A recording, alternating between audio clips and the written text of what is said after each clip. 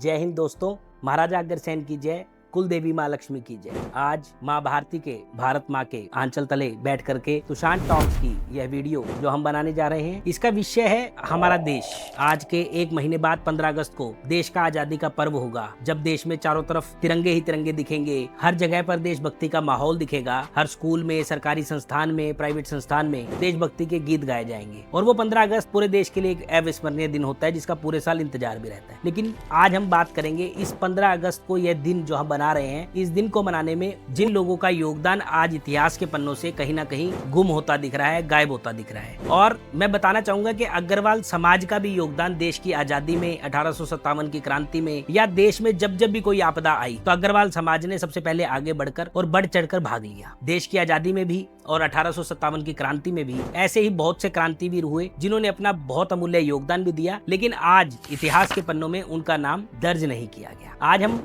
जिस विषय पे बात करेंगे वो ऐसे ही एक सज्जन के बारे में है, क्रांतिवीर के बारे में है, जिन्होंने न केवल अपनी सारी संपत्ति देश की रक्षा के लिए न्यौछावर की, बल्कि साथ ही साथ अपनी जान को भी गंवाया। और इस प्रकार की वीडियो यदि आपको अच्छी लगे तो मेरा आपसे निवेदन है कि आप इसको अधिक से अधिक अपने मित्रों से, अपने परिवार से जरूर शेयर करें, और साथ ही साथ ऐसे क्रांतिवीरों की कहानी अपने बच्चों को जरूर सुनाएं, ताकि उन्हें पता लगे कि जिस आजादी के दिन को हम इंडिपेंडेंस डे कह करके बना रहे हैं, जिस आजादी के दिन को हम इतना धूमधाम से बना रहे हैं, उसके पीछे हमारे समाज के जो क्रांतिवीर हुए उन्होंने किस प्रकार से अपनी जान न्यौछावर की। तो चलिए आज की बात को शुरू करते हैं। आज हम बात करेंगे दिल्ली में ही जन्मे एक ऐसे सेठ के बारे में जो 1857 की क्रांति के समय के सबसे अमीर और सबसे बड़े बैंकर के रूप में जाने जाते थे। देश के सबसे बड़े घराने से आते थे और जिन्हें जगत सेठ की उपाधि भी मिली हुई थी। सन 1753 में उनके परिवार को जगत सेठ की उपाधि तत्कालीन बादशाह ने प्रदान की और उसके बाद में वह परिवार जगत सेठ के रूप में जाना जाने लगा। आज हम बात करेंगे सेठ रामजी दास गुड़वालों की। सेठ रामजी दास गुड़वाले, जिनके पास में इतना धन था कि जिसके लिए कहा जाता था कि यदि रामजी दास गुड़वालों की सोने, चांदी और गहनों को इकट्ठा कर एक दीवार बना दी जाए तो ये गंगा नदी को पार होने से रोक सकता है। इतने अमीर वे थे। और साथ साथ उस समय पर ब्रिटिश सरकार और मुगलों को जब भी धन की जरूरत पड़ती थी, आवश्यकता पड़ती थी, तो वे सेठ रामजी दास गुड़वाला से उधार धन लिया करते थे। सेठ रामजी दास गुड़वाला तत्कालीन बादशाह बहादुर शाह जफर के भी परम मित्र थे। ये बात 1857 की है, जब 1857 की क्रांति का बिगुल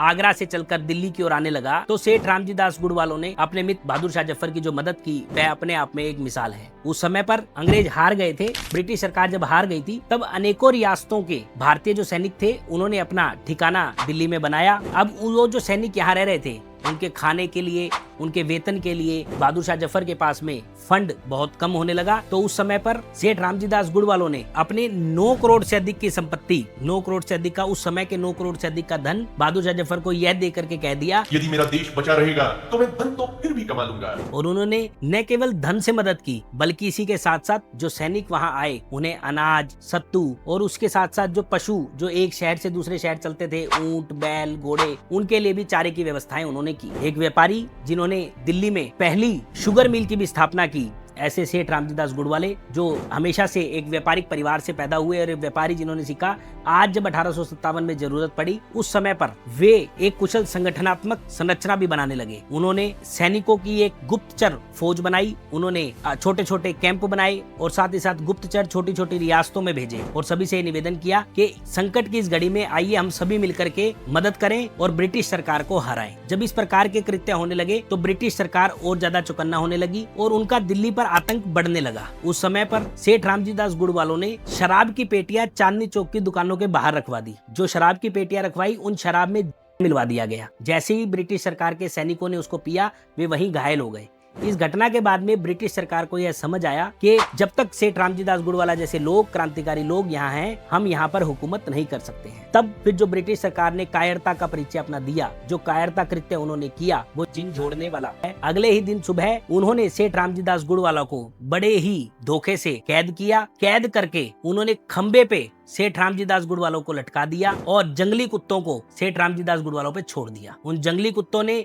हमारे अग्रवाल समाज में जन्मे सेठ रामजी दास गुड़वाले, जो कि उस समय के सबसे रईस थे, जिन्होंने अपनी सारी संपत्ति देश के लिए न्यौछावर कर दी थी, उनको घायल अवस्था में छोड़ दिया। और जब वे घायल हुए तो ब्रिटिश सरकार को इतने में भी संतुष्टि नहीं हुई और उन्होंने सेठ रामजी दास गुड़वालों को वहां से उतार कर और चांदनी चौक पर कोतवाली के सामने भरी सभा में फांसी पर लटका दिया। इस प्रकार हमारे समाज के एक क्रांतिवीर ने, सेठ रामजीदास गुड़वालों ने अपनी जान न्यौछावर कर दी, अपना धन न्यौछावर कर दिया अपने देश को बचाने के लिए। इस प्रकार के बहुत से क्रांतिवीर हुए जिनका आज इतिहास के पन्नों में नाम नहीं है, हम जान नहीं रहे हैं, हमारी आने वाली पीढ़ियां नहीं जान रही हैं। तो आज इस वीडियो के माध्यम से आजादी के आने वाले महोत्सव से पहले हम तुशांत टॉक्स के माध्यम से यह एक मुहिम, एक पहल शुरू कर रहे हैं, जिसमें इस प्रकार के क्रांतिवीरों के जीवन के बारे में हम आपको बताएंगे। यदि आपके भी परिवार में या आपके जानकारी में कोई भी ऐसा व्यक्ति जिसका किसी भी देश की क्रांति में अमूल्य योगदान रहा हो, तो आप हमसे जरूर साझा करें। और मेरा आपसे